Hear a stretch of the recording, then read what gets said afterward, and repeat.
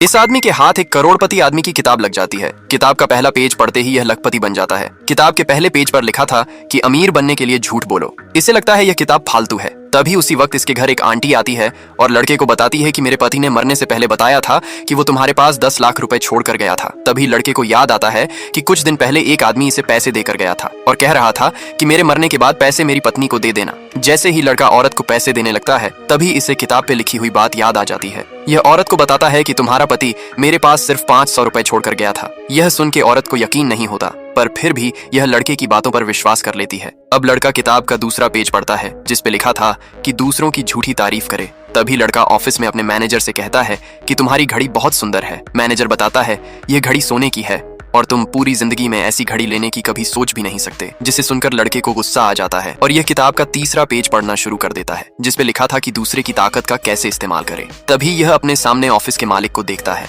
यह मैनेजर से कहता है तुम्हारे पास जो घड़ी है वैसी ही दिखने वाली एक घड़ी मुझे ऑफिस के मालिक ने गिफ्ट दी थी, पर वो मुझसे खो गई है। तभी लड़का ऑफिस के मालिक से इशारों में पूछता है समय क्या हुआ है। मालिक कहता है तुम्हारी घड़ी कहाँ गई। यह सुन के मैनेजर अपनी घड़ी उतार देता है। इसे लगता है ऑफिस का मालिक इस लड़के का रिश्तेदार है, जिस वजह से यह घड़ी लड़के को दे देता है।